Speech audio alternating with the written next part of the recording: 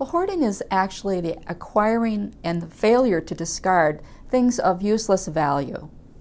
And they acquire for a long time and may get into the way of normal day-to-day activities. Well, it's a problem for people who are in the fire service. It's a problem to the residents who live in a house where there is hoarding. And the real problem is the accumulation of things that might be near a heating source. You could have things stored on top of radiators. You could have things stored near candles, near heaters, near fireplaces. So it's really things that might be stored in a basement near the furnace, too near furnaces. That's one of the problems.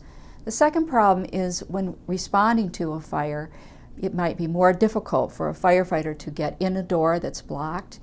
There may be more hazards of being trapped in that fire if that firefighter was going to leave. And for the resident themselves, it's a problem because it might impede them getting out in a fire. It could block exits, could block windows that might be used as a secondary exit. So they could trip over these things on the way out. So it's going to delay their getting out in a fire.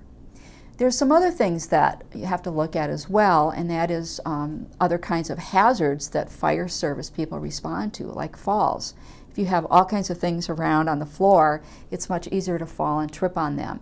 There could be falling objects that fall and hit somebody on the head because they're not stored properly.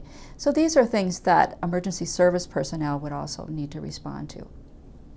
There's several things that we think are helpful to people. One is that we are going to have a webinar on January 26th, and this webinar will be at 2 o'clock, and we will be addressing some of the fire service challenges and social service challenges of hoarding. The second thing that we have is there's going to be a session during the NFPA meeting on hoarding that will deal with both things that the fire service is concerned about and how they can work with task forces to address the hoarding problem in their community. And we'll have 2 speakers from the Orange County Hoarding Task Force, Orange County, California. It's been one of the longest task forces that's dealt with this issue that includes social workers, fire service personnel. And we'll also have a person who works as an assistant attorney in the state of Connecticut who deals with housing issues related to hoarding. Another thing that we have people who have worked in task forces like the Orange County, El Paso, and we are able to refer different fire service people who want to learn more about developing a task force. We'll be able to refer them to professionals in those task forces.